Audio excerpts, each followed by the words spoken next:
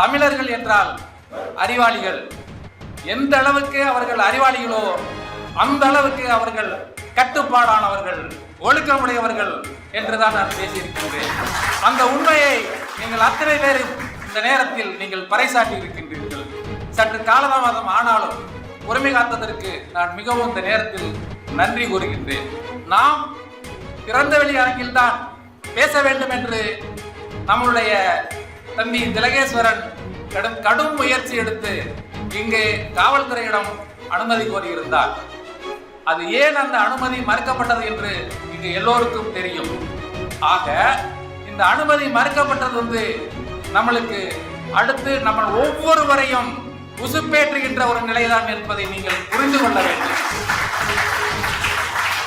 எடுத்த உடனே எந்த ஒரு நிகழ்வும் உடனே கிடைத்து விட்டால் அதற்கு வழி இல்லை.